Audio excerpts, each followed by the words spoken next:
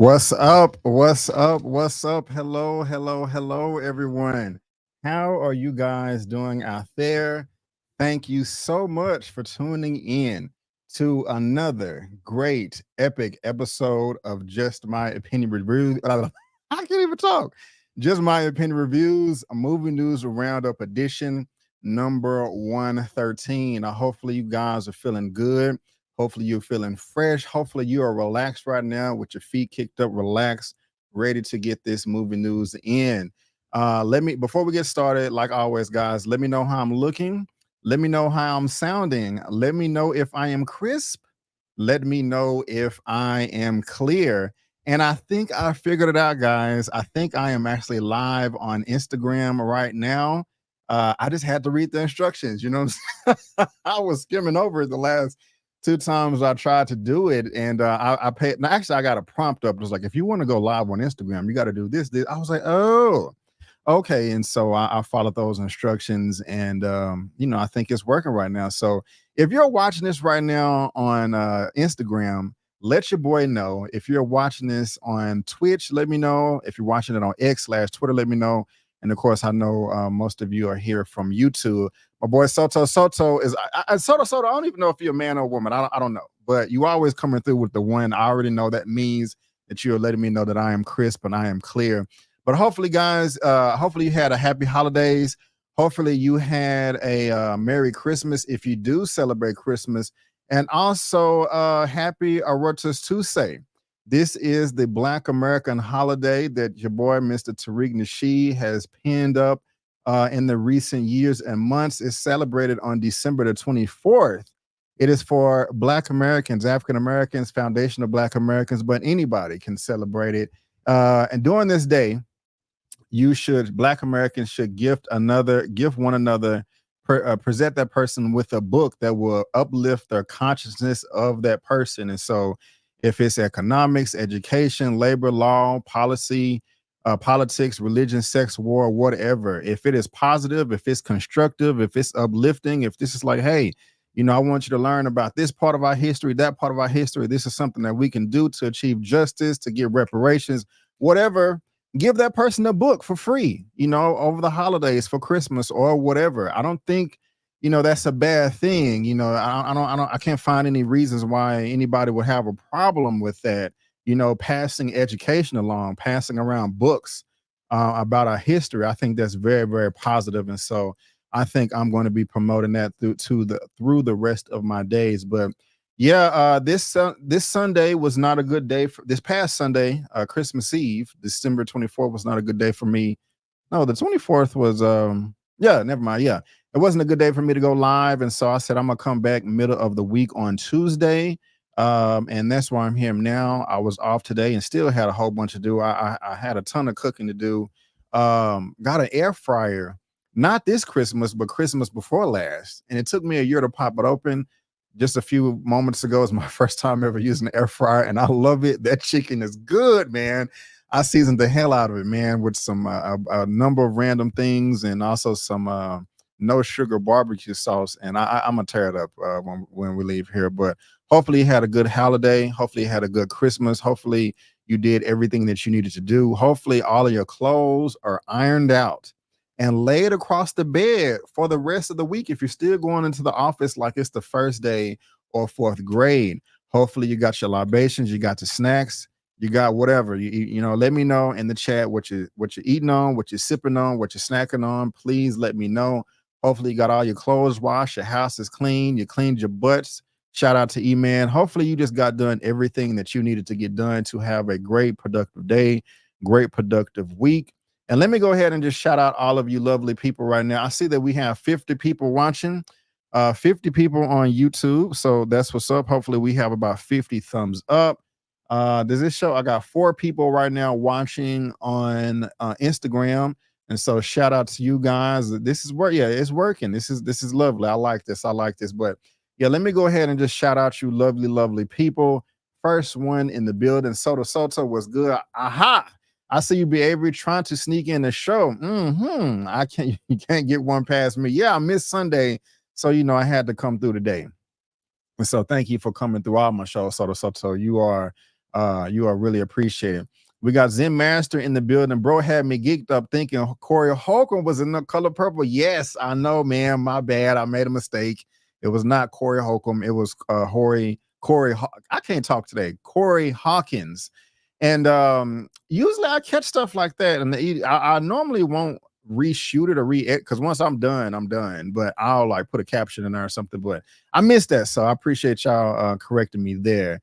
What's up, BAVZM? All right, all right. We got Rarutu in the building. What's good? What's good? Hey, hey. One Journey in the building. What's going on, One Journey? How you doing? ER's grandpa. How you, man? Where you been? Where you been? It's been a minute, but I'm glad that you're here. Thank you so much for showing up, ER's grandpa. I love it. I love it. Mama Avery is in the building. Hello, Mom. Love you so much. My goodness gracious. It was so nice to spend some time with you yesterday. Love you, love you, love you. Shout out to Mama Avery in the building. We got Chris Sims in the building. I'm on IG watching. The quality is great. Yes, I love it. I love it. God, I'm feeling good, man. I'm feeling good today.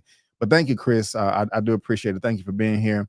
We got Andrew YB in the building. Rabia, what's going on? Hey, hey, hey. How you doing? How you doing? Who else we have in here? Who else do we have?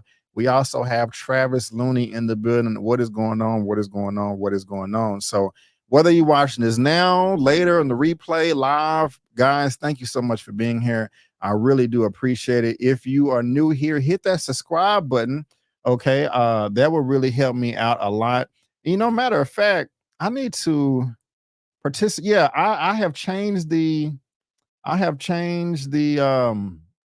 the settings on this. You have to be a subscriber to leave a comment. I would really like it if you guys was to subscribe because I try to give you guys a little bit of everything, a little bit of TV news, movie news, comic book news, superhero news, black news, whatever news. You know what I'm saying? I try to do it all over here. Martial arts, anime, whatever. I am a true geek to the core. And so if you subscribe, you will be in for a treat because I got a little bit for everybody. You know, we got Adia Ward in the building. Blessings be Avery. I haven't caught up with you since the Snowfall series finale. Well, welcome back, Miss Ward. Thank you. I appreciate it. Thank you, thank you, thank you.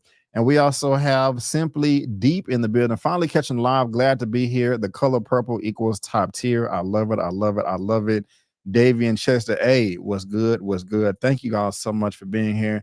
But guys, let's go ahead and get this party started. I don't want to hold you guys too much, but ladies and gentlemen, boys and girls, I want to thank you all so much for tuning in to the Movie News Roundup show number 113. Guys, we are climbing that ladder. Before you know it, we will be at 150, then 200, and then 1 billion. Yeah, okay, enough for that right there. But if you are new here and you don't know how it works, everything that we're going to be discussing today will be in the description box of this video with its respective links for you to read ahead, for you to read at your own leisure.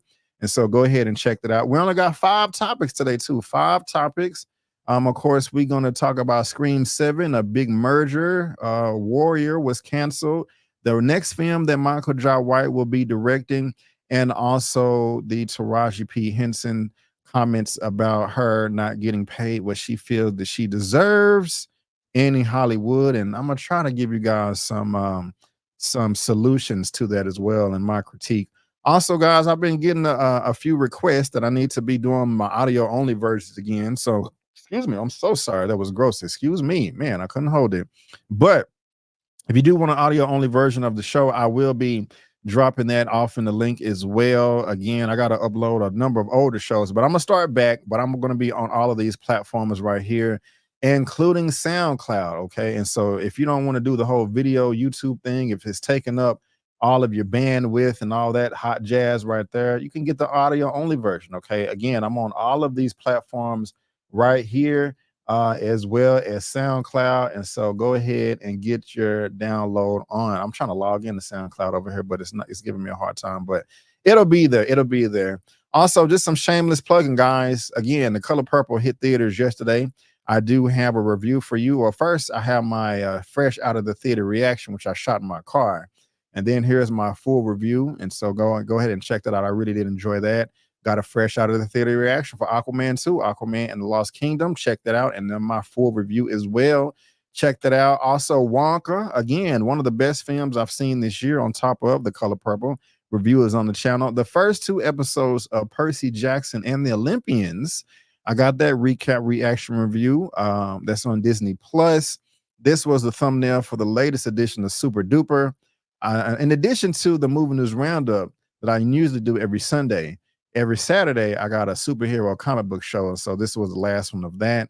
Rap Shit season 2 wrapped on this past Thursday, and so me and Tyra with Struggle Reviews TV, we did a season finale recap. Also, Rebel Moon on Netflix. Yes, I got the review on my channel as well, and also the latest episode of Power Book 3 Raising Kanan.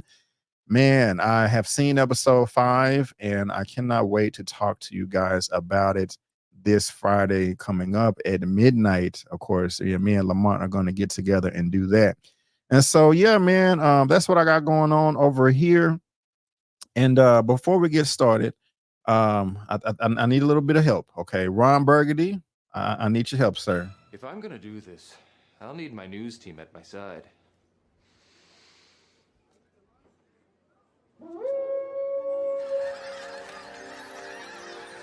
News team, assemble!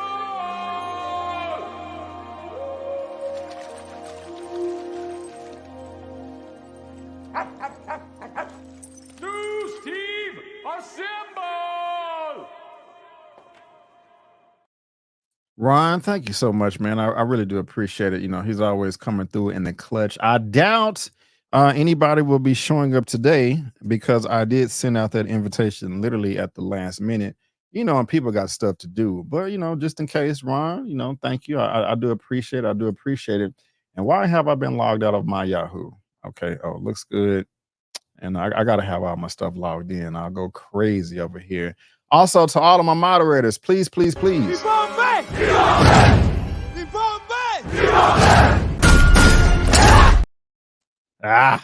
Protect the chat as best as you possibly can. Well, guys, let's go ahead and move on over to the first topic of the day for the Movie News Roundup show. And it just seems like the size of these studios, or the amount of them at least, is just getting smaller and smaller and smaller and smaller. Everybody is buying each other out and merging. Could this be a good thing? Could it be a bad thing? Let's talk about it. Again, just 5 topics today. Everything is in the description of this video. Topic number 1 is coming from Variety, and it says, Warner Brothers, Discovery, Paramount Global in merger talks. My goodness gracious, what in the heebie-jeebies is going on? Now, of course, Discovery brought out Warner Brothers because of Jason Kilar's dumb decision of releasing all of their streaming films on all of their movie-related films on streaming without telling nobody. And so they didn't do too well. Discovery bought them out. Now we may be getting a merger of Paramount too. Let's get into this right here. Warner Brothers Discovery CEO David Zaslav met with Paramount Global CEO Bob Bakish in a lunch meeting Tuesday in New York, where they have discussed a possible merger, sources said. Zaslav also has talked with Sherry Redstone, whose National Amusements Incorporated owns a controlling stake in Paramount Global, about a potential combination of the companies. Reps for Paramount Global and Warner Brothers Discovery declined to comment. Axios first reported the talks. Terms of a possible merger of the companies could not be learned. Both companies have enlisted bankers, but the status of the talks are described as a very preliminary. As of the end of Q3, Paramount Global reported long-term debt of $15.6 billion, considerably less than Warner Brothers, whose debt load stood at a $43.5 billion. But in terms of market value, Warner Brothers Discovery is the bigger fish, with a market capitalization of $28.4 billion as of close of trading December 20th, compared with $10.3 billion for Paramount Global. Warner Brothers Discovery and Paramount will be looking to pool their assets, which span TV, film, sports, and streaming, to gain greater scale and operational efficiencies. Specifically, Warner Brothers Discovery and Paramount will have an interest in combining their Max and Paramount Plus premium streaming services to better compete with the likes of Netflix and Disney's Disney Plus and Hulu. On the flip side, Warner Brothers would acquire top tier properties from Paramount Pictures, including such film franchises as the Terminator, Transformers, Mission Impossible, and all of these properties that you see right here, Harry Potter, DC films, and all of that hot jazz. Guys, if you want to continue to read on those last two paragraphs, you can, because there is a link in the description. But I want to hear from you. What do you guys think of this right here?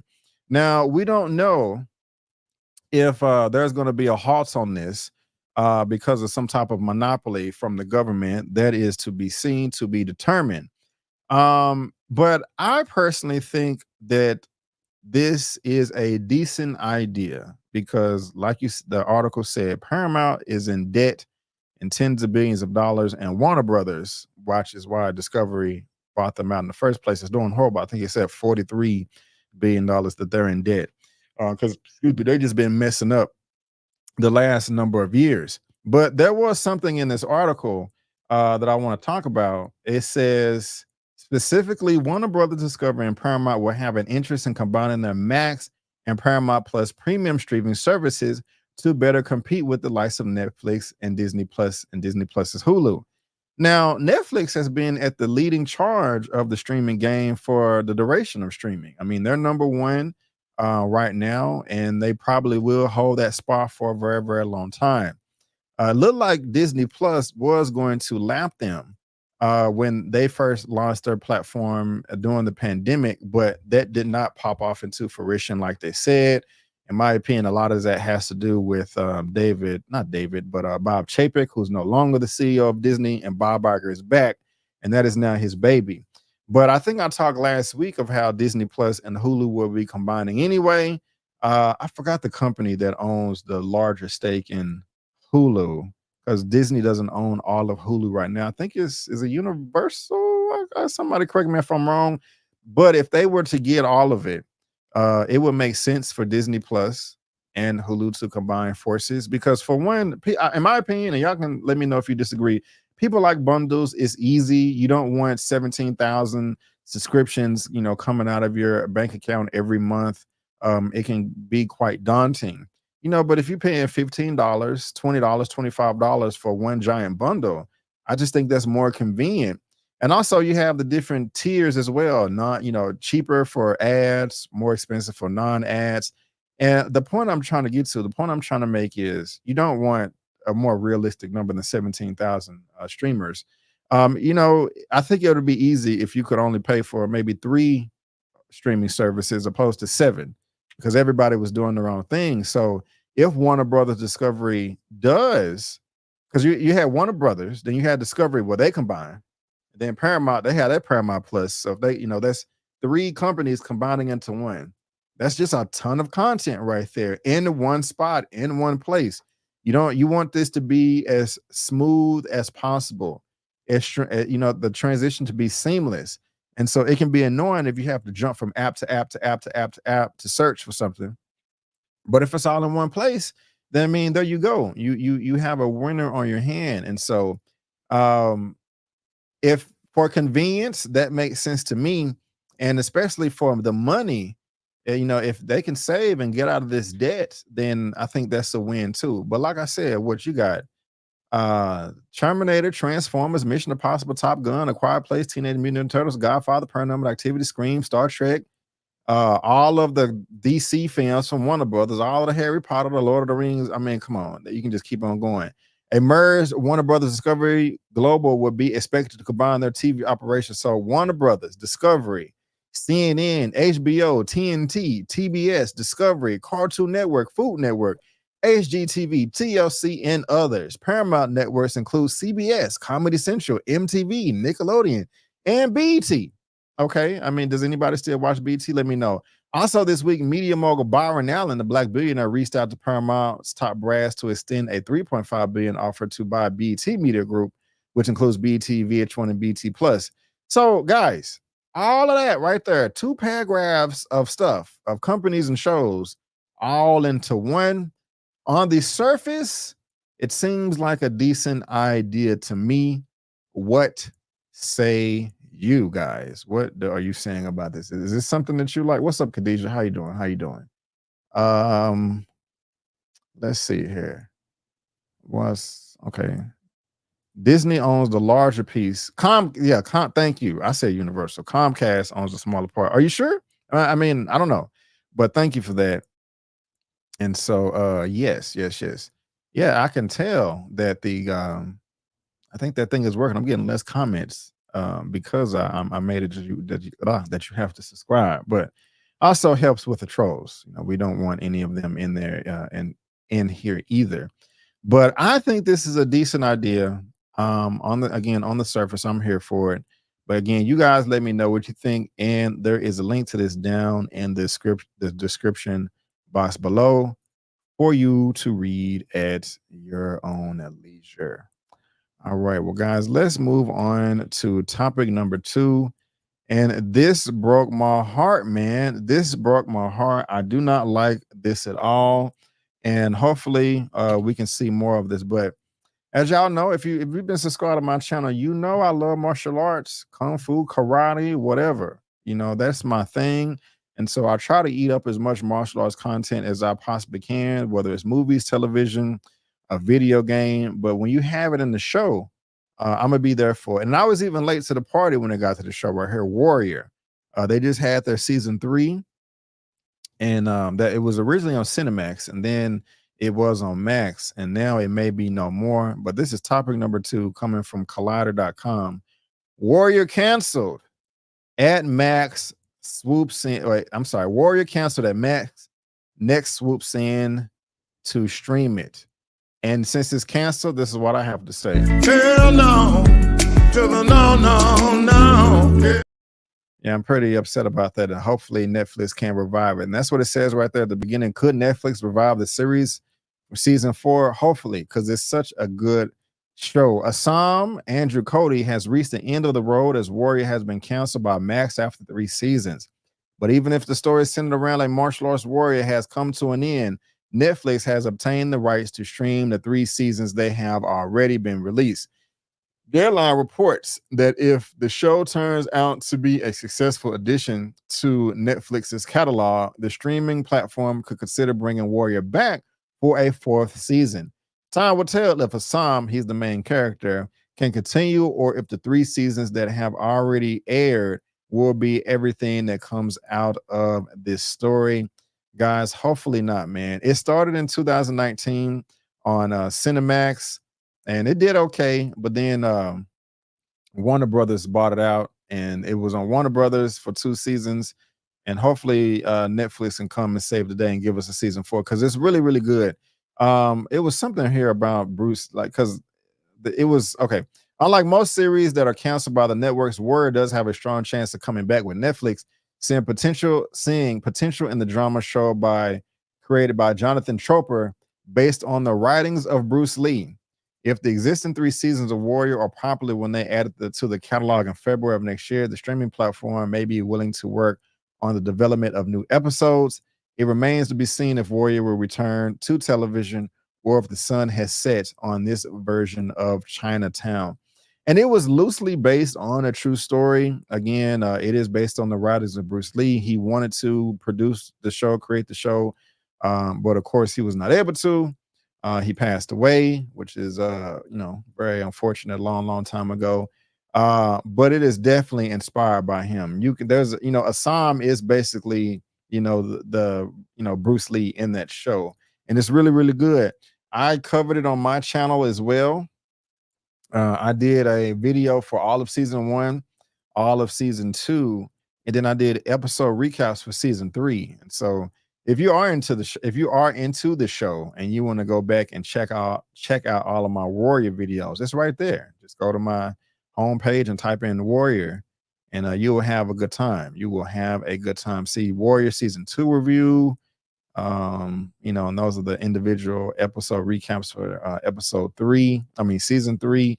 But it's a good show, man. It's a good show. Assam be having them nunchucks in there, and I got my own pair right here as well. You know what I'm saying? I keep them on deck, know how to use them a little bit. I'm a bit rusty. If you follow me on Instagram, which is on the screen, you may be able to find a video of me working the nunchucks. But it's a damn good show, man. If you like martial arts, you're gonna like Warrior. And so I strongly recommend it. Is there anybody watching right now that watch Warrior? Let me know in that comment. Hit a 2 in the chat if you watch Warrior. Let me know. Let me know. I'm very, very curious. Let's see here. Let's see here. Okay. Yeah, I know, right? ER's grandpa, somebody save it. Great show and kind of a United Nation of Asian actors. Yeah, you're right. And I think majority of the cast is from South Africa. I was also embarrassed because there was in season 3 there was a sex scene, and this woman was thick. You know, she was very healthy, and I was commenting on the sex scene like, man, she looks good. I don't want to repeat exactly what I said, you know. But I was blessed. She actually came. She made a cameo on the show. She saw my video and heard my comments about her body, and it was positive comments. She was like, "Hey, that was me that you was talking about." I was like, "Oh my gosh, this is crazy right here." So besides martial arts, you have decent sex scenes too. So if you want a little bit of everything, there you go. But okay, we got some. What's up, Anakin? What's good? What's good? So Lee Rose watches the show. Okay, Andrew YB watches the show. One Journey, ER's grandpa. All right, it's on the list. Yeah, man, it's pretty good. You know, E-Man was talking. E-Man, go ahead and get on season 3, man. Binge it, binge it, binge it. Yes, excellent show. History, culture, and hateful discrimination. Yeah, the racism in that show sucks ass. Don't like that at all. Too much kung fu Asians. What? Can we please be normal like in beef? I still have not watched that show. That's on Netflix, right? I gotta check that out. I gotta check that out. I mean, did she give you? No, she didn't. She didn't give me the number. That I don't, I can't do any long distance relationships from continent to continent. So, but yeah, it's a good show, and so hopefully, Netflix can pick it up, because it would be a shame if it came to an end. But again, guys, if you're watching this via live on the replay, there is a link to this down in the description box below for you to read at your own leisure. Andrew YB says Warrior is a perfect mix of action, kung fu, power struggles, and drama. I do agree 100%. All right. Well, let's go ahead now and move to topic number 3 right here. And man, this is unfortunate right here. I kind of don't blame them, but let's talk about this. This is the latest Scream and movie. It seems like they lost the director. Topic number 3 is coming from Deadline. Scream 7 director Christopher Landon exits a dream job that turned into a nightmare. Oh my gosh.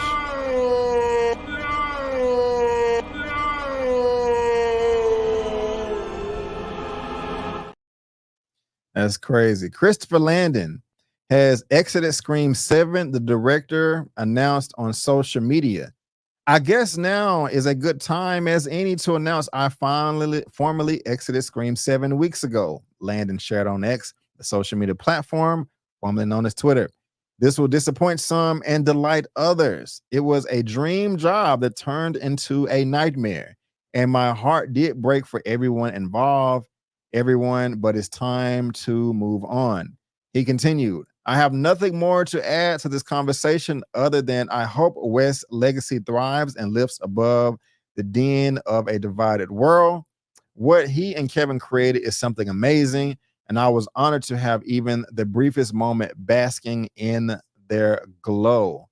And yeah, that's when he put on social media as well.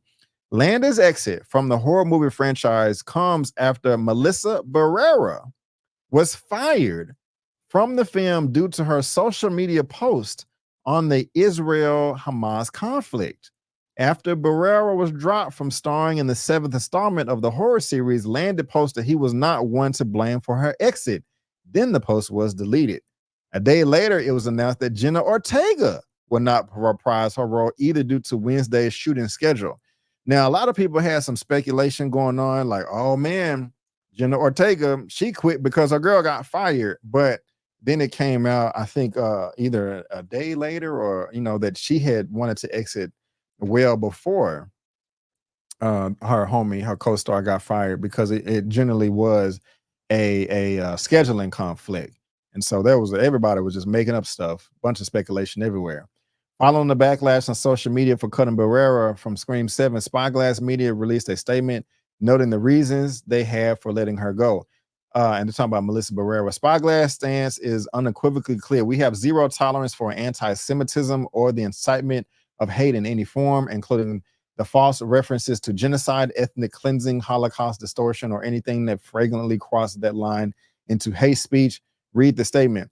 I think if I just made a video that said anti-Semitism, if I just said the word anti-Semitism, it would get flagged, because you can't, y'all get it. You can't say nothing about that. Good, bad, in the middle. Oh my God, it's crazy in my opinion. But days later, Barrera will break her silence, condemning anti-Semitism and Islamophobia, adding, "I condone hate. I condemn hate." I was like, condone? "I condemn hate and prejudice of any kind against any group of people." Barrera explains she felt the responsibility of having a platform that allows me to the privilege of being heard, and therefore I have tried to use it to raise awareness about issues I care about and to lend my voice to those in need. Deadline has reached out to Spyglass for comment on Landon's exit, and that is the end of the article right there. Again, there is a link to this in the description box of this video.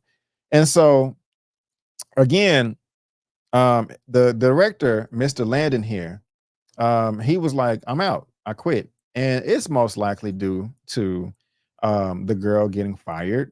He said he had nothing to do with that he tweeted out on social media. But then the tweet was deleted, which was smart to delete it anyway. This is what the gentleman looks like right here. And if we scroll down and look at his filmography, director, did he not? Oh, okay. I thought he did do the previous Scream movies. Well, who did those? Hold on. Whoa, wait. Did he write them? No, he did not. So who did Scream? Who did Scream 5? Who did that one? I thought it was him. So Matt Bellatini, Olpin, and Tyler Gillett. Okay. And I think they did Scream 6 too. I do want to see The Boys in the Boat. The Boys in the Boat. I made up my own song. The Boys in the Boat. Yeah, they did those. And so he was probably happy as hell. Like, yeah, I get to come in and do number 7. And then the old girl got fired. So that sucks. But they're making money. It would be stupid for them not to continue this franchise. It made $137 million at the box office. And what was the production budget for Scream 5? Scream 5 production budget. It usually pops up much faster than that. $24 million. And it made 137. So y'all know the rule of 3, 24, 20, 72 million. And then dang near doubled that. So it only needed to make $72 million worldwide, and it made 137. And then Scream 6, it made even more money. And so let's do Scream 6. So Christopher Landon was happy, like, hell yeah, I can just, sit on my behind. So 33 to 35 million, was it 100, a little over 100. And so it made 168. So these are super duper in profit land right there. So it sucks, man, that one girl quit and one girl got fired. I probably wouldn't want to be in there either. But Nev Campbell turned down Scream 6, the original person. And it was looking like she was gonna come back, but maybe she didn't want to do it either. That's why it possibly turned into a nightmare. So yeah, Scream, yeah. Well, yeah, this is Scream 5. Everybody liked it. Why am I screaming? Everybody liked it. So across the board, man, this was a successful franchise. And the dude, well, Jenna Ortega was leaving anyway because of scheduling conflicts, and that's no excuse for me. They could work around her schedule, in my opinion. You don't have to have one come out every year, because Scream 5 came out in 2022. Scream 6 came out this year. You can delay it 6 months to a year if you're making money hand over fist, and the critics and the audience like it. Yeah, I mean, everybody liked it. They're making money. I mean, damn. I don't blame it. It turned into a nightmare. I think it was I don't know what the producer was trying to do, but I don't think he should have fired old girl. And that created a whole snowball effect right there into effery. And now you have this successful franchise that has blown up to smithereens. That is crazy if you think about it. Yeah, we don't want to make any more money because somebody made a comment. Am I tripping? I mean, that's my opinion, but I want you guys' opinion too. You know, I want y'all's opinion too. Um, they probably should stop before they make a bad movie. I don't know, man. I mean, okay, two decent movies in a row. If Scream 7 sucks, okay, then you may want to slow down. You know what I'm saying? Uh this is true, Anton. Yet you can say anything about you can say everything about blacks. You can get the eye bison, yes, just for that right there. Yes! Yes! Matter of fact, if you're not even if you're black, whether you're black, red, white, yellow, or brown, if you're down for justice, I need your help right now. I am sick and tired of everybody in the world wanting black people to be perfect. There is bull crap going on in every community. But every time I see a post on Instagram of 2 or 3 high schoolers doing something, they try to make it a representation of all black people or black Americans, and I'm tired of it. And so you can't just say the N word on Instagram. What these racist white supremacists will do is, you can put GIFs, or is it GIFs or GIFs on Instagram? They'll go in there and search and put the N. And then on the next comment, they'll put the I. Then the next comment put 2 G's, and then the next comment A, and then you have all these racists coming in and liking it and all that stuff. If you see that, just report it, please. Just report it. That's what I've been doing, and I don't want to ignore it. I don't want that on there at all. So, got me hype, Antoine. Are you out of here one journey? Okay. All right. Got to rejuvenate. I got you. Yeah, no hell. Oh, you talking about Warrior. Okay. So you disappointed about Scream? Um, right on. If I get y'all streaming channels on Black Friday. Good, I like that. I didn't even know they had deals. Shout out Mika. Okay. Shaking my head. No one is hurt about Scream 7 drama. Okay. Uh let's see here. What's good?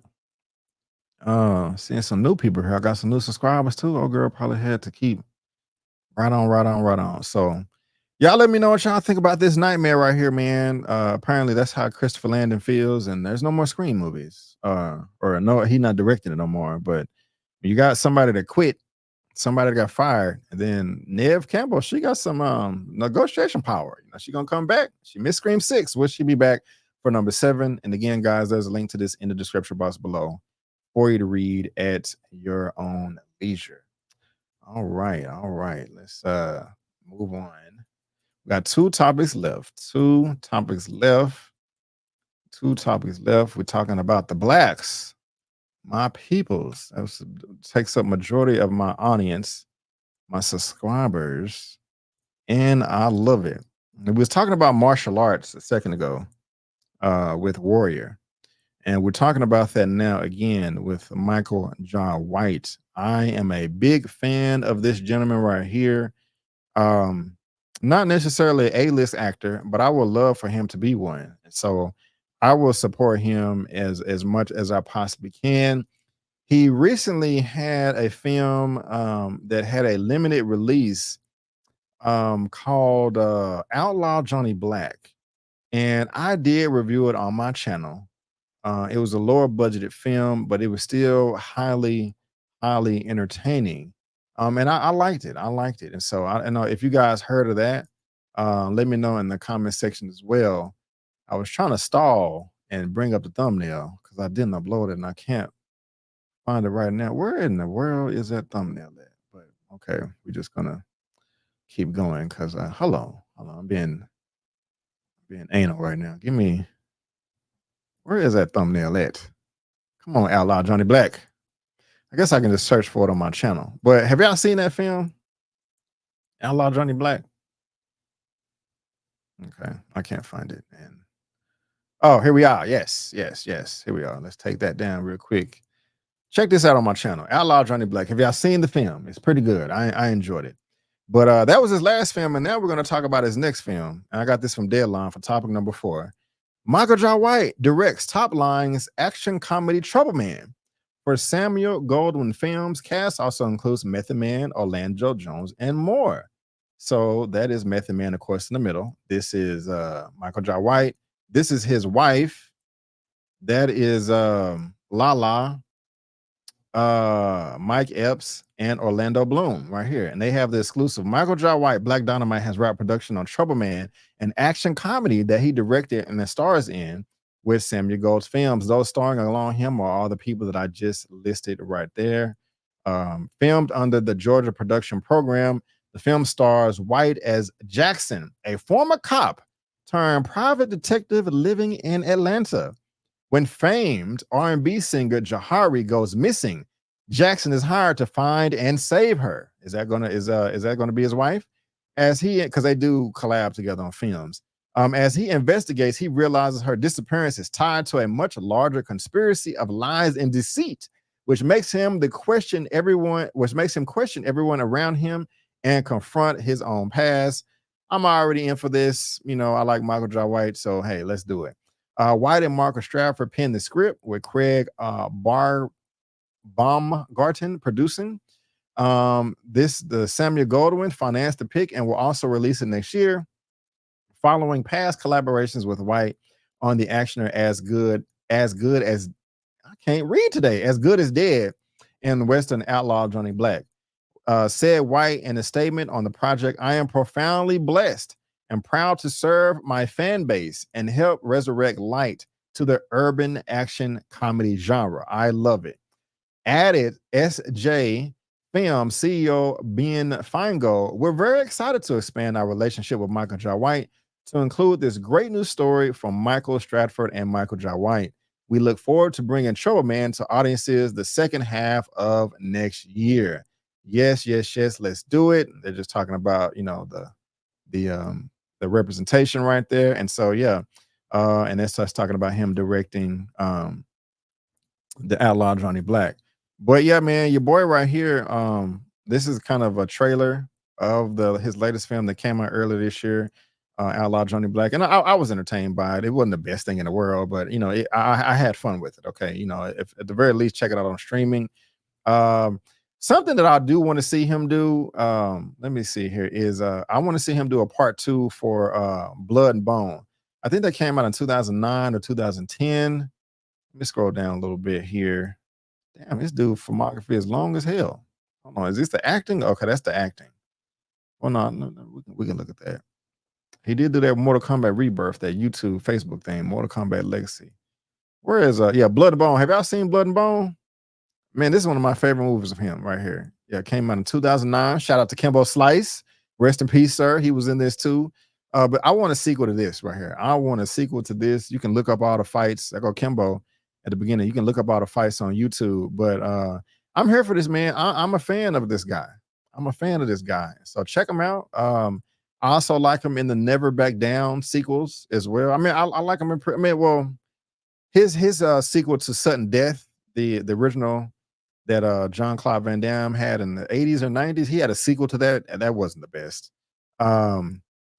But majority of his stuff I do like. And it was another movie that he did. I bought it digitally. It came out on Amazon a couple of years ago. Was it As Good as Dead? I think it was this one right here. Was it this one? Let's see here. Yes, it was this one right here. This one was pretty good too. You know, the effects wasn't the great, you know, when they were showing blood splatters and stuff, but I had fun with it. I did. My only problem with Michael Jai White is I don't think he is a big fan of Kung Fu or Gung Fu, if I want to correct myself. You know, he has some commentary on that, but you know, if I were to fight him, I would lose. So I'm not going to talk too much. But anyway, I'll just you know, pull out the nunchucks if things get too crazy. But anyway, guys, what do y'all think about this, man? Are y'all a Michael Jai White fan? Are y'all looking forward to this right here? Does it seem like it'll pique your interest? I mean, and look at the cast. This beautiful black people. You know, I'm hopefully this is great. I can't talk. Hopefully this is fantastic. Y'all saying anything about this? Yes, Moose, Blood and Bone is greatness. Yes, it is. Yes, it is. Yes, it is. Let's see here. Let's see here. Let's see here. Did that movie hit theaters or was it? I think it was maybe just streaming. I can't remember. I was fortunate enough to get a screener. The studio sent me a link. Actually, no, they did not. A colleague sent me a link. I reached out to the studio and didn't get one. And I remember in 2000. Well, that's not important. I want to see that. Some of the people from Black Dynamite is in it. Yeah, Lee Rose says Michael is getting up there in age for action. Just asking, hey. If you drink your water and you work out, I think you're good. I think you're good. They got my money. I love it. I love it. I love it. Yeah, Blood and Bone was straight fire. Agreed 100%. Buck Thoughts. It's been a minute, Buck Thoughts. What's up? Yeah, Blood and Bone was dope. Yes, it was. Yes, it was. Hardy hard. Right on, right on. What's going on? What's going on? How you doing? Yeah, not the nunchuck. Yeah, gotta have the nunchucks. Gotta have the nunchucks. You never know. You never know. Yeah, I was gonna make a comment, but I won't now. I need to watch. Yes, you do. It's fun. It's fun. It's funny too. It's a comedy, so go in knowing that. Tough time for the blacks. Dave Chappelle, LOL. Right on, right on. I need to see the reviews first, or Michael's comedy is a hit or miss for me. Hey, well, check out my review. You know what I'm saying? I like, shameless plugging. There you go, baby. There you go. But now, guys, what are y'all thinking about this right here? Michael Jai White directing a Trouble Man. Next film going to be coming out next year from Samuel Golden Films, and I'm here for it, man. I'm here for it. And again, whether you're watching this via live or on the replay, there's a link down to this in the description box below for you to read at your own leisure. And hello, Ashley Sapp. How are you doing? I think we was going back and forth about some movie recently. I can't remember, but it was a fun conversation. Haven't checked out Rebel Moon yet. Yeah, go ahead. It's on Netflix. It is on Netflix. Well, all right, guys. Let's go ahead and move on to the final topic of the day. The biggest topic of the day about Miss Taraji P. Henson and her being emotional, promoting the latest film that hit theaters yesterday called The Color Purple. Thought it was a great film. If you have seen the film, if you've seen the musical that just dropped yesterday, hit a 3 in the chat. If you've seen the original, hit a 4 in the chat. But again, I have my fresh out of the theater reaction for you guys to check out, and also the full movie review. And if you want to go check that out, but let's go ahead and talk about this topic right here with Taraji P. Henson. It's the last topic of the day, topic number 5, coming from Variety. Taraji P. Henson broke down in tears when asked about quitting acting. Says she's still not paid fairly. Enough is enough. This industry will steal your soul. That is a darn shame. Let's get into this. Taraji P. Henson broke down in tears during a Sirius XM interview with Gayle King while promoting her new film, The Color Purple. King asked the Oscar and Emmy-nominated actor if she was still thinking about quitting acting, which King had heard rumors of Henson previously saying. Henson responded by revealing she has hit her breaking point in Hollywood since she continues to be underpaid. Now, I could read the quote right there for you, but I'm going to do you one better. I have the video here myself. Hit a 1 in the chat if you can hear this, please.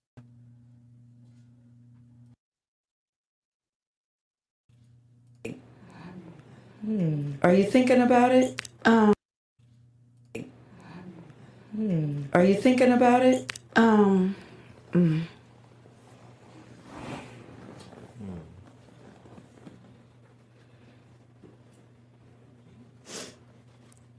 I'm just tired of working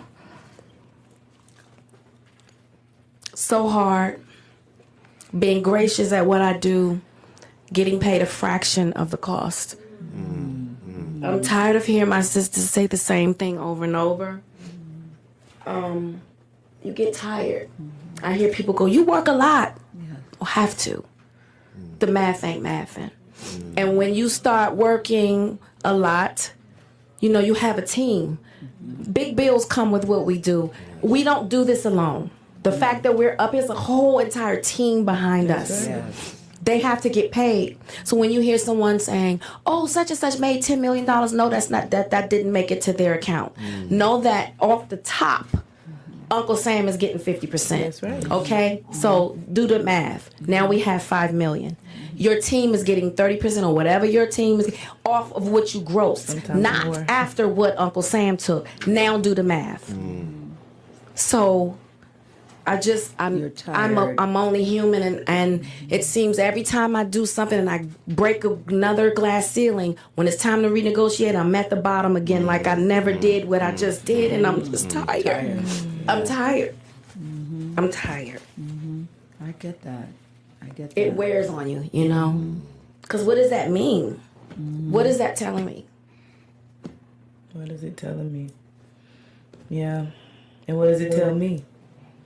Yeah. You know? And if I can't fight for them coming up behind me, then what the fuck am I doing? I'm sorry. Yeah. Baby girl, you do not have to apologize. That I don't like seeing that. And I'm gonna give my commentary, of course. Hopefully, talk about some solutions and things of that nature. But she goes on to say that's not the only quote. That's just the only video I have. Henson was nearly sobbing at. Oh, y'all can't see that. Hold on 1 second. Henson was nearly sobbing at this point in the interview. She went on to explain that despite her various successes, she still gets told there's not a lot of money on the table because Black actors and stories don't translate overseas, among other excuses. Now, I can bring up all the receipts and box office to say that is not true. Well, especially when it comes to blockbusters. If you're talking about maybe some $50 million and lower films, maybe that's the case. But, you know, we're going to get into it. I'm tired of hearing that my entire career, Henson said, 20 plus years and in the game, and I still hear the same thing. And I see what you do for another production. But when it's time to go up to bat for us, they don't have enough money. And I'm just supposed to smile and grin and bear it. Enough is enough. That's why I have other brands, because this industry, if you let it, it will steal your soul. I refuse to let that happen. Henson's The Color Purple director, Blitz Bazawule, this gentleman right here, that's what it looks like. He directed the film. Backed her claim, sharing that he had to fight for all of his leading actors to be cast in the film despite their various successes. He said it was like you were never here when he brought up their names to the studio. The fact that each of you had to audition for these roles that were second nature for you, roles that no one should have even questioned, Bazawule said. And that is crazy though. Like, I mean, if you're a newcomer, if you don't have much under your belt and you have to audition for a role, that's understandable. But for somebody that is as seasoned as her, that's just kind of weird to me. That is kind of weird. I don't get that. And of course, I do want to hear what you guys have to say as well. Prior to the interview, Henson spoke with Variety. Discussion revealed that she nearly turned down The Color Purple over pay reasons in order to set an example for her female co-stars. She even revealed that she hasn't had a raise in her pay since 2018 Proud Mary, an action movie she had the lead role in. If I don't take a stand, how am I making it easier for Fantasia, for Daniel Brooks? Henson said, why am I doing this? We're here to serve each other. Now, this paragraph here, she talks about Benjamin Button. She only got paid $150,000, but you know she was asking for $500,000. I have multiple feelings about all of this right here. On the one hand, it's blatantly obvious that you know a gender thing, sex thing, that women don't get paid as much as the male counterparts in Hollywood, and then it's a race thing as well. What is her name? Jessica Chastain, I believe. She held it down a number of years ago for Octavia Spencer. They was in the same film, had same role, same amount of screen time. And they were just having a discussion of, you know, hey, Jessica was like, hey, I'm getting paid this much. Octavia was like, I'm getting paid like an eighth or a fifth of what you're getting. And so she either sacrificed some of her paycheck and gave it to Octavia, or went in there and kicked the door and raised hell. And that's what's up right there. That is a true ally, in my opinion. And so, we got to hold on to that. But at the same time, this article goes into detail saying, hey, she's an Emmy nominated, Oscar nominated, winner nominated, etc. But in my opinion, you still have to be justified to get a certain paycheck. Just because you have been doing film and television for even 30, 40 years does not mean that you just need to be making tens, $20 million. Now, that is not what Taraji is saying here. She's not, and about the whole Benjamin Button thing, she's not comparing herself to Brad Pitt saying, well, I want the same check that he's getting. That wouldn't equate remotely, not in the slightest. That's what somebody else was saying in Hollywood that I don't want to name right now, because I just don't want to be ugly and messy. She just wanting a little bit more. Now, she did bring this up right here. This film, and I did review this on my channel. It unfortunately, it was not good. She says that she did not get a pay raise since Proud Mary that came out in 2018. This movie didn't make any money at all. So, while I do feel that Taraji should be paid for her worth, on one end, the receipts have to match. You people have to show up for you. And so if my solutions to this, if you're watching this and you feel sorry for her and you're like, man, this is messed up, what can you do? Well, you have to show up at the box office. Sometimes even if I do see a movie early for free, because the studio was nice enough to allow me to do that, when the movie comes out, if it's somebody black, I still will sometimes just buy a ticket, and because I want to give them my money, and I won't show up, because I've already seen it, and so I want to, speak with my dollars, you know what I'm saying?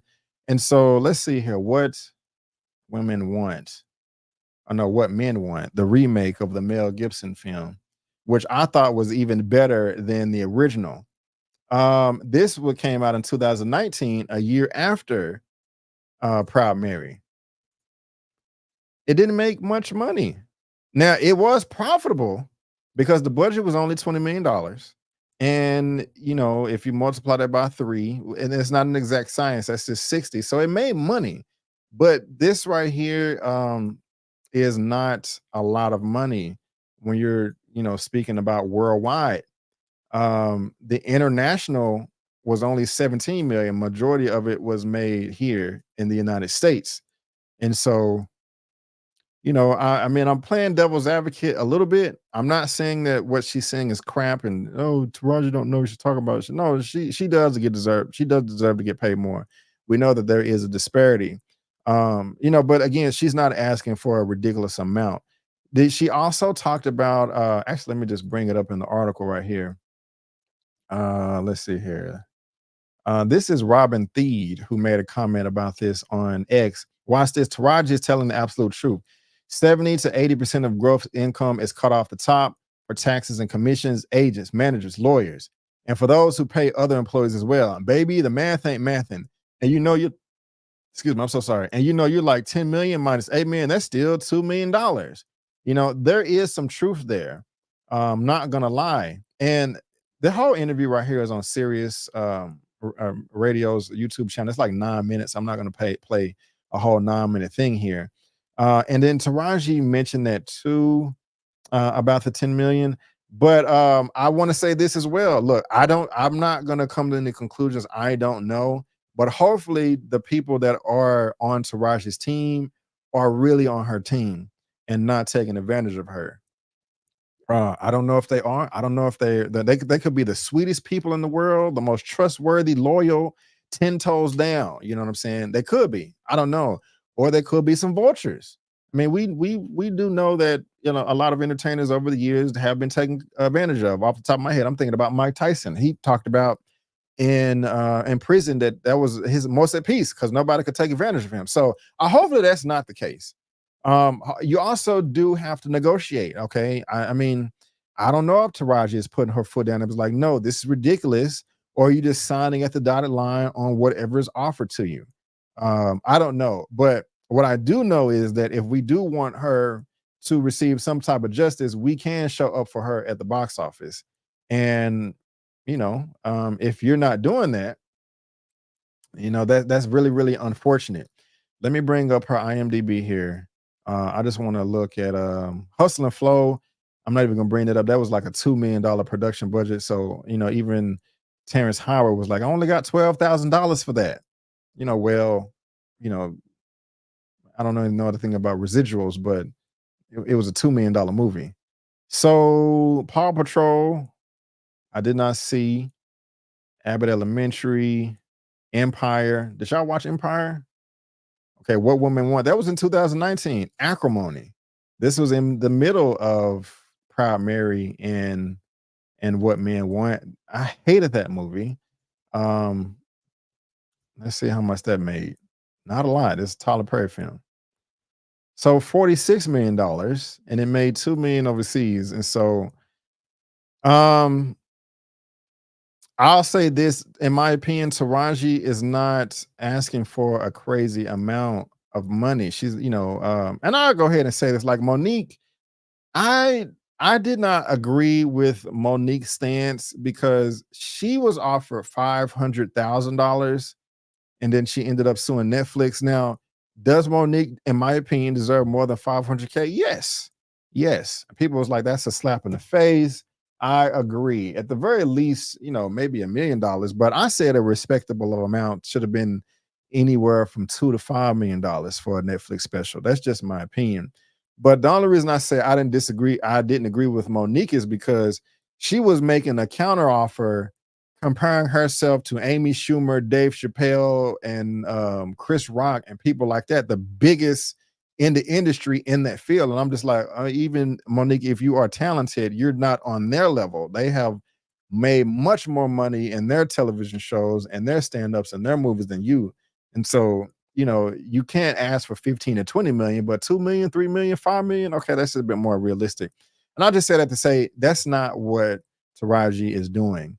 And we know this. I brought up the Jessica Chastain, Octavia Spencer example there a little bit. And hopefully more people can do that. Now, these production companies, Warner Brothers, you see it right here. And this is my thing. For one, I'm not finna act like I've never cried over here myself before and complained that I was mistreated. But I will admit, and shout out to Dr. Aaron Johnson, Aaron D. Johnson. I saw you joined on Instagram, man, and I appreciate that. Very great educator.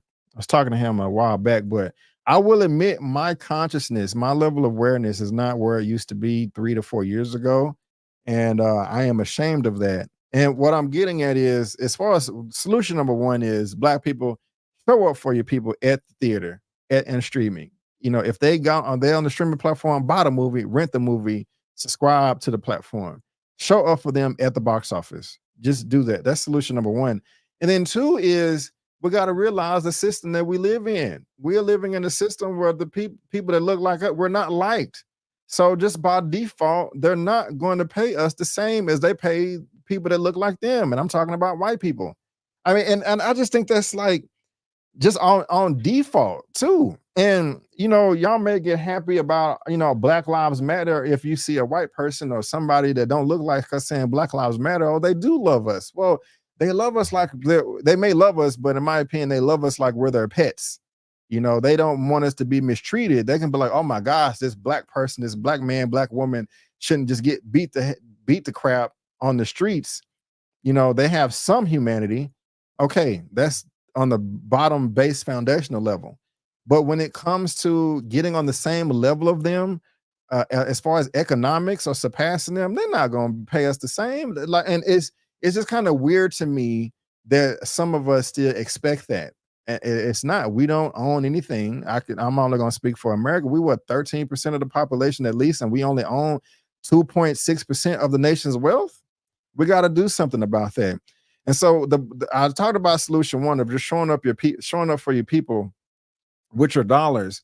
But man, we got to change the system. Like if they're not going, if in the system that is currently in place, if they are not going to give us what we feel that we deserve, we can't complain. We just got to create our own.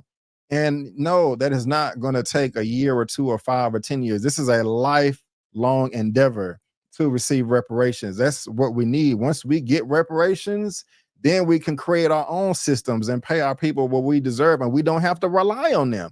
Oh, okay, you don't want to pay us what we think we deserve while Taraji is crying on the Gayle King interview. Hey, I got my own people over here. We got our own studios. We got our own this.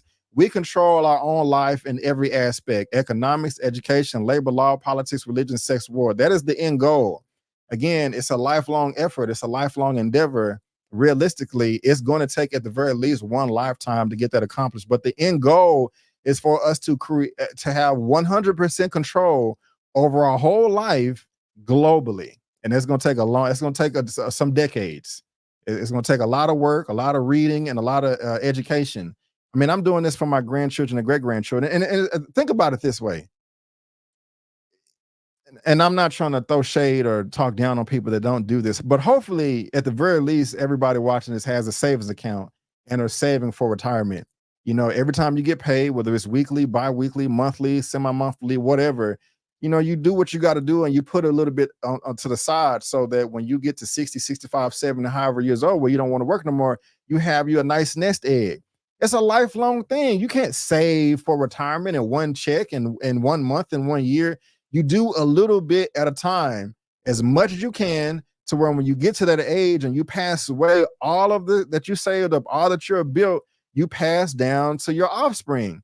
It's the same thing with reparations. It's not going to happen in a year or 2 or 5 or 10. You do as much as you can while you're here alive on earth. And then when you get to 60, 70, 80 years old, like, all right, I did as best as I possibly could. All right, son, daughter, grandbaby, grandchild, whatever, you know, here's what I built, you know, carry the torch, you know, do what you can and keep on going on. And even when people like this, I saw on Instagram a couple of weeks ago, it was a Black person. It was like a 60-second, 90-second video, right? He was like, there's a 5 bullet points right here that Black people can do to get out of this hellhole that they're in right now. He just dropped them real quick. Some people, you know, took note of what he's saying, but I saw a lot of other people complaining, man, I'm tired of people jumping on here in these 60-second Instagram videos talking about this or that when they ain't providing no real solutions. The thing is, the solutions have already been provided, but for some reason, we don't want to listen to the experts. We don't want to do the work. And what I mean by that is reading and increasing our education. Like if the solution were to be provided by somebody, someone, or a group of people, where would they put that information? Like they wouldn't put it in the clouds. You know, you wouldn't have a Spider-Man web shooter and try to yank it out the sky. You know, it would be in some type of format that you can consume it, whether it's a video, some type of audio, or on lines where you can go research it, or written down somewhere, aka a book that you have to read. I'm not trying to sound, you know, rude or condescending or facetious, but I'm just telling how it is, in my opinion. Peace Be Free said financial literacy is the key to a degree. Let me say this: 10 things we get wrong about closing the racial wealth gap. Is this it? Yes. So thank you, Peace Be Free. You beat me to it. Google is a good tool that you can use. 10 things we get wrong about closing the racial wealth gap. If I click this right here, let me actually go back. This is from the Samuel Dubois Cook Center on Social Equity. Dr. William Sandy Darity Jr. Is a part of this. And this is a good introduction for you for financial literacy. If you're like, okay, look, they're not going to give us the white people are not going to give us the money. They're not going to pay us what we want. So we got to create our own. I suggest everybody read this. This is 67 pages. And it's 10 things about closing the racial wealth gap. Now, it will shock you. It may put you in a mode of depression, and that happened to me. But hey, what do you want to do? Cry or grow? So that's on you. If you scroll down, look at all about the authors. This is nothing but economists, historians, and lawyers. Okay, these are the people that know what they're talking about. Derek Hamilton, black dude. He popped up on one of the Young Turks sister or brother channels, Indisputed with Dr. Rod Ritchie. Economists. These are experts. Antonio Moore, he got a YouTube channel, Tone Talks. My point is saying is, y'all, the solutions are out there, man. You just got to consume it. You know, this William Sandy Darity guy here, where he at? This is what he looks like. You know, I'm not talking about social media pundits. I'm not trying to crap on them, but they have provided the solutions. You know, it's gonna take a look. He got his book right here that I got, From Here to Equality. This came out a couple of years ago. He wrote it with his wife, Kirsten Mullen. I think the first page of this book, the first page or the second page, but first and second pages, it talks about every reparations movement that has been attempted since like 1865. You may be saying to yourself, well, damn, B, we've been trying to do this since 1865 and it failed. Well, that's where your studying comes in. Study, learn, increase your education on what made all those movements successful, what made them fail. That's why history is important. You know your history, so you're not, you want to know your history so you can have some pride and the sense of where you come from. Another reason is so we're not making the same mistakes from the past. Study what happened to the civil rights movement back in the 60s and 70s. What made it strong? What made it weak? What made the Black Panther strong? What made it weak? Study similarities in the feminist movement from decades ago and how it compares to what happened with the Black Lives Matter organization, not the movement, but the organization. So my point is, y'all, the solutions are there. It's in books. You know, the last chapter of this book right here gives a realistic way that reparations can be achieved over time. So there you go. If I could shove it through the camera and give it to you, I would, but I would break my camera and that wouldn't work anyway. But if 10 years from now, we're still going to be crying on interviews. And I'm not talking crap on Taraji, but I'm just saying, are we still going to be complaining that these people that don't look like us don't pay us money, or we're going to create our own and do it our damn self? So that's just where I'm at. You got the new Jim Crow. Come on. You got When Rocks Cry Out. Richard Rothstein, The Color of Law. I'm gonna go through them all. Not every book I got. New Creations of an Economic Hitman. Now, shout out to my homie Clarice. Stab. If she watching this, I'll shut down. She know what I'm talking about. What is his name? Dr. Amos Wilson. He passed away in 1995, I believe. This is the brother right here. Man, at the very least, look him up on YouTube. This dude is cold as hell. He was a Black American psychologist. This is what he wrote right here. The blueprint for Black power, a moral, and while I may be scaring y'all, like, oh my God, Black people achieving power. Why are we afraid of power? What is wrong with Black people being powerful? We just want to be powerful enough so we can control our own. We don't give a damn about controlling nobody else. We just want to control our own life. There's nothing wrong with Black people being powerful. We was put on this earth to be weak? I think not. But a blueprint for Black power, a moral, political, and economic imperative for the 21st century. Dr. Amos Wilson. And he is here. Now, I will talk shit now. If you're too lazy to Google something, that is a damn shame. Now, if you're offended by that, that's on you. This thing is 700 pages. The solution is there, man. The thing about it is, you're not going to be able to read and consume everything. It's a lot of stuff, and it can wear you down. And the more you read, you're gonna gain some confidence, right? You're gonna be like, hell yeah, okay, I learned this, I learned that. Okay, then let's put this into fruition. You know what I'm saying? I can't wait to read all y'all comments and stuff. But then you're gonna read more, and then you're gonna be like, damn, wait a minute, we done tried everything. And that can bring you down. So I'm just letting you know you're going to go through that emotionally. And so the thing to fix that is you got to find people with like minds so y'all can hold each other up. And so then we got our boy, what is his name? Dr. Neely Fuller wrote the United Independent Compensatory Code System concept. I learned from him this, like, when you, I forgot, was it James Baldwin who made the quote or saying something like a conscious man is always going around angry or enraged or something like that. I can't remember the quote, but some of y'all know what I'm talking about.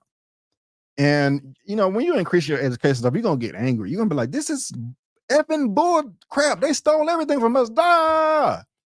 But then you got to calm yourself down. And that's what Neely Fuller talks about. He's like, look, you got to realize that you was born into this mess. You was already born into the fire, born into hell, and it's out of your control. If you're alive today watching this live right now, it's not your fault. It's not. It's not my fault. It's not my mama, daddy fault. It's not, we were born into this. You know what I'm saying? And also, guys, think about this, man. Think about all the slaves that built this country in, 1792 and 1810. Are we going to let them go through all that for nothing? A lot of them, if in 1815, the thought of black people being free was as realistic of everybody turning Super Saiyan and flying in the air and shooting rainbows out their chest like Care Bears. But look, you got to start somewhere. Neely Fuller is not going to be here much longer. This man is literally about 95, 96 years old, and this is the third edition. Only it talks about all 9 areas of human activity. It's a textbook workbook. You don't have to read it from cover to cover. You can skip around. The only sections I haven't read in this yet is about spirit, like religion and sex. But that's your own personal business. You can do whatever you want to do as long as it's constructed. I don't care what God or who you worship or who you're sleeping with. That's your business. Let's see here. We also have, where do we go from here? Yeah, I think y'all recognize that man right there, Dr. Martin Luther King Jr. Okay, from Chaos of Community. I remember Roland Martin recommended this book. I've read this book at least one and a half times. When affirmative action was white. My point is all of the information is out there. If you don't want to consume it, that is on you. The Color of Money. This book here is cold as hell. And I said that I only made it to chapter 6, and then I had ADHD and went to something else. But this is from Professor Mercer Baradaran. She is a lawyer out of I forgot what university, but she is also a part of this right here. She's on this list of scholars or whatever. My point is, guys, listen to the experts, listen to the historians, listen to the economists, listen to the lawyers. Why? Well, we got to listen to the economists because they know where the money resides. That's what we're talking about. So that's who William Sandy Darity is, the guy that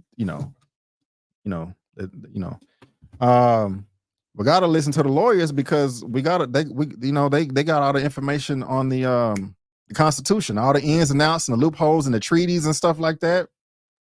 And the historians, we got to know the historians because they know the history. We got to know the psychologists as well. What else we got? Oh man, we going to school today. So the ISIS papers. We all have a very elementary understanding of race. Now, this does talk about Jesus Christ for all my believers out there in a positive way. This is not anti anything. Chapter 7 of this book changed my freaking life because it talks about Jesus Christ as a black man. And I swear to God, my eyes was open like a mug. I was like, oh my gosh. I wanted to jump into the book. It was so damn cold. This is by Dr. Frances Cress Welsing. She passed away in 2016. Let's not let all these people that did this work go to waste. It Takes a Village. Written by, what is his name? Dr. Boyce Watkins. Now, I do have my opinions on Dr. Boyce Watkins, but hey, he's still part of the community. You can get this book for free. You just download it for free right now. I have not read this one yet, but Medical Apartheid. What are they doing to us in these hospitals and stuff? We got to know our history. Now, as far as reparations and money is concerned, I said earlier that we're at least 13% of the population. We only own 2.6% of the nation's wealth, which is ridiculous. And what do the Republicans always say? You should get what you deserve, what you work for. Mother effer, we built the country. All of the wealth that was built from slavery is still circulating in the economy today.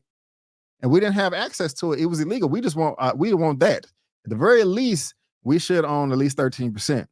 However, the American government is not the only nation on this planet that owes us over here. There's foreign governments as well. Now, this is a book called Capital in the 21st Century by economist Thomas Piketty from France. This is a good thing that you can read if you want to know where the money resides overseas. There was a documentary of this on Netflix. I don't know if you don't, how many pages is this? Like 700-800 pages? Well, I'll put up on the conclusion. Actually, let me get the exact number. 745 pages. Now, if you don't want to read 745 pages, the documentary for this exact book was on Netflix, so you can check it out. Also, The Half That Has Never Been Told. I haven't read this one yet, but I've heard nothing but good things about this. So, again, guys, my point is that I don't want Taraji or anybody else complaining that we're not getting paid right or treated fairly. So we're gonna have to do it our damn self. And we can't forget about the godfather of reparations, Dr. Claude Anderson, with Powernomics. Hold on, I got a picture of this dude. I thought I did. Hold on. Let's see here. Dr. Claude. Love this guy. He getting up there as well. I'm sure y'all heard of him before. Matter of fact, if all this is new to you, go to this right here on YouTube. Type in The Breakfast Club. Dr. Claude Anderson. There's 2 interviews on here. Bam. 3 years ago and 4 years ago. Watch both of those. Now, if you're too lazy to do that, something wrong, in my opinion. He wrote 5 books. Black Labor, White Wealth, Powernomics, Dirty Little Secrets, More Dirty Little Secrets, and A Black History Reader. That was his latest book. You can get all those at powernomics.com right here. That man actually has a political class. I got some of his DVDs too. What is the point? We got to do it ourselves. They're not going to pay us what we want to get paid. They're going to make these dumbass excuses saying, "Oh, the black movies don't do well overseas." You know, we can't. Yeah, it's nice to have Jessica Chastain people to be like, "Okay, this is not right.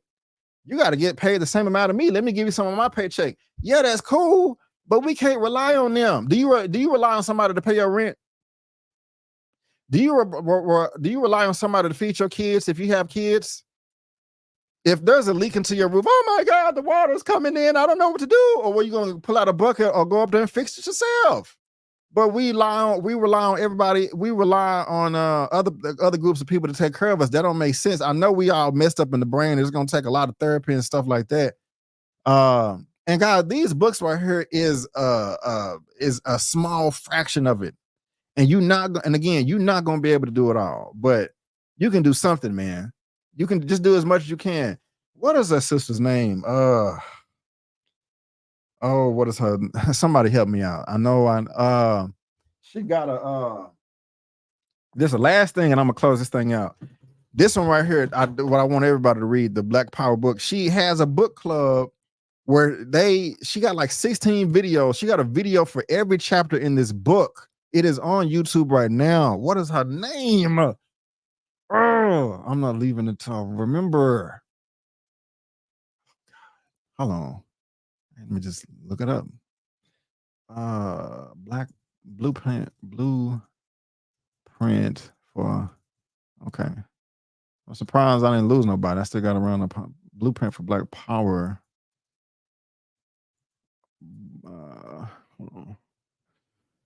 There we go. Wait, yes, there we go, right there.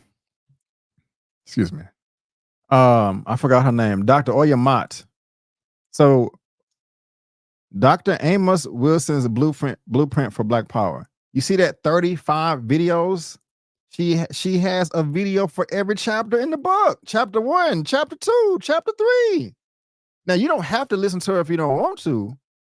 My point is, you don't got to do this by yourself, man. My point is, there are people out there in the world right now, alive, breathing, while we are watching this. I'm broadcasting this live to you, and you watching it, that are doing the work. Find them and see where you can help out. See where you, because you're not going to be able to do everything. You're not going to be able to do everything. Everything is not going to interest you. You know, just get in where you fit in, man.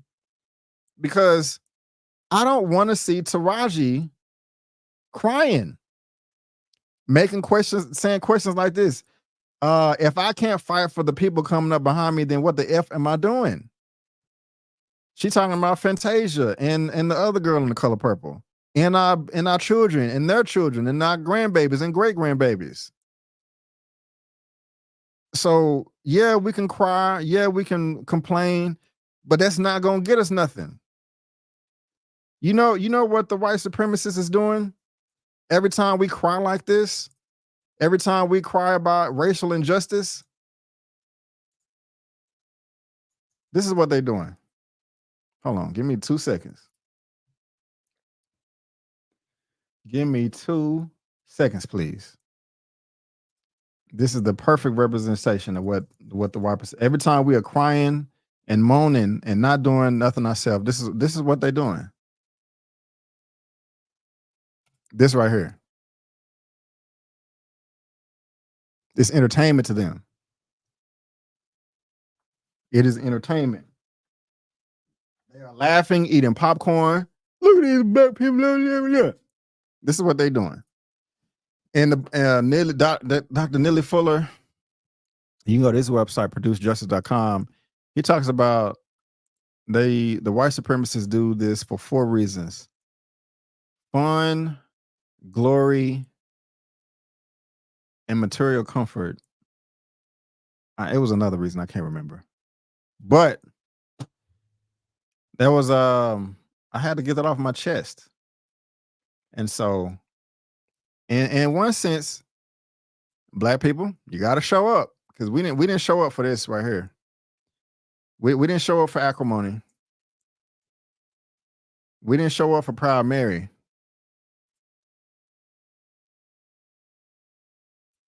You know, I'm just saying, you know, don't give the studios a reason, you know, to say that we can't pay you, because she said Taraji said, I ain't got a pay raise since Proud Mary. It didn't make nothing.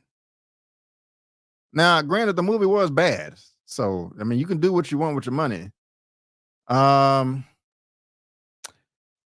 well, did I say everything I wanted? I was gonna talk about Oprah, but I don't want to now.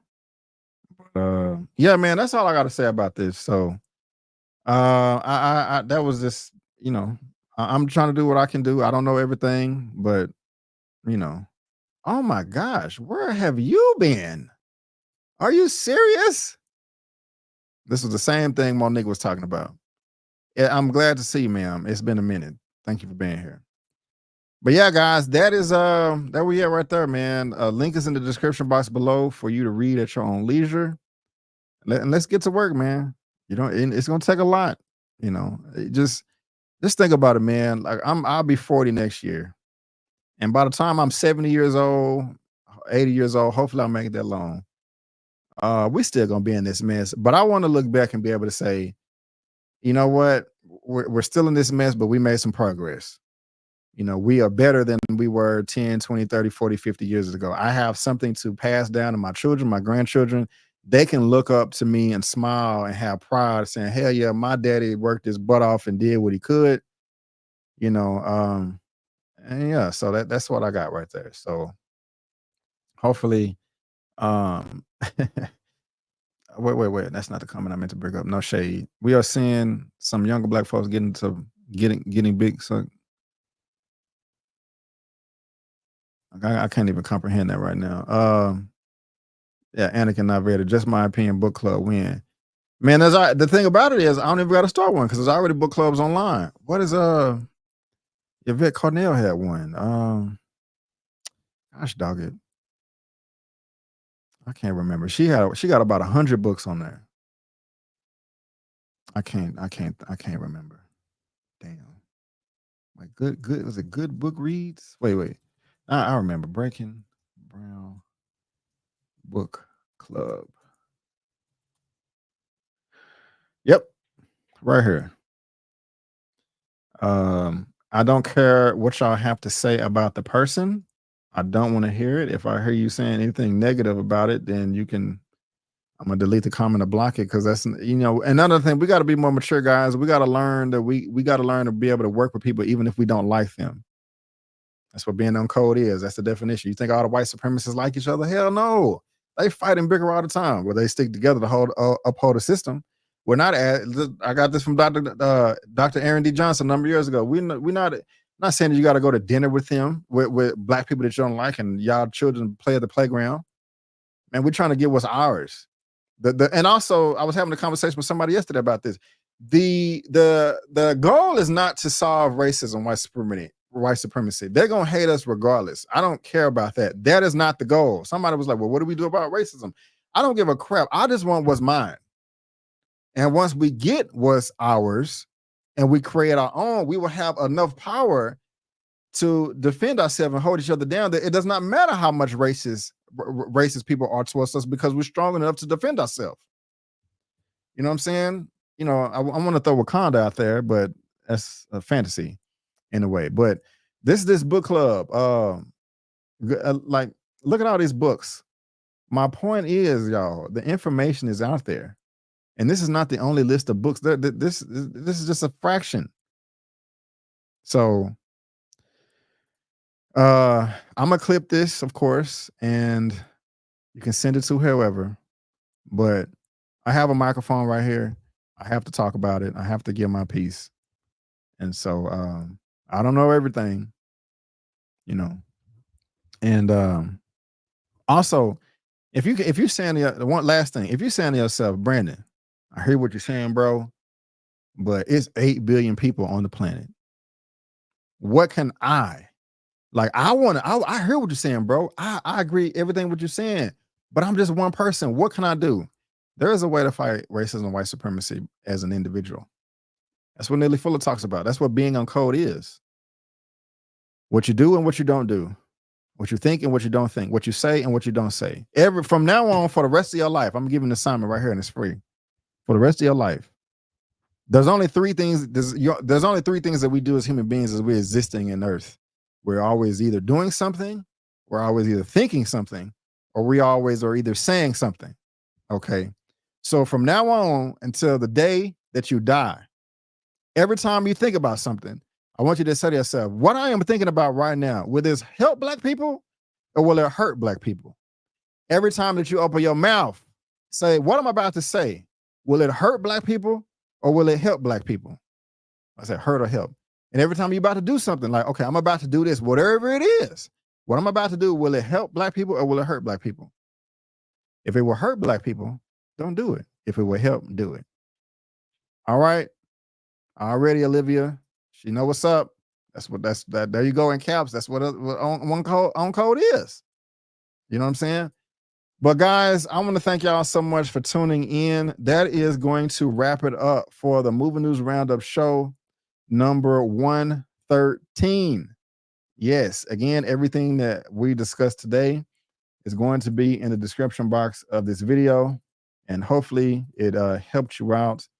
It entertained you. It did a number of things.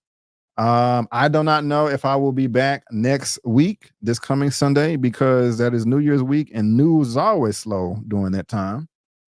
And I just may want to chill and keep to myself. So there may not be a superhero comic book show or a movie news roundup show next week. I may just take it off and give you guys some reviews because these studios have been sending me a ton of screeners and I got a lot of movies to catch up on.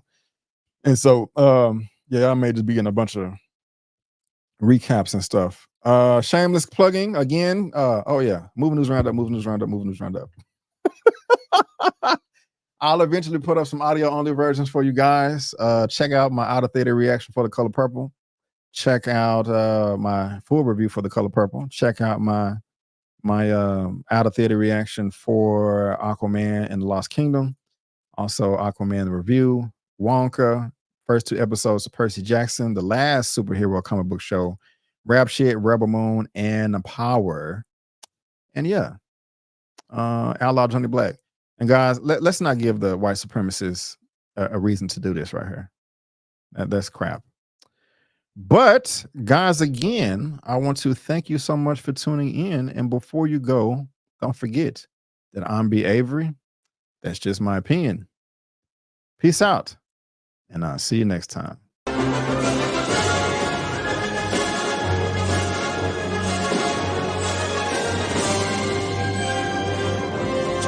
Canvas.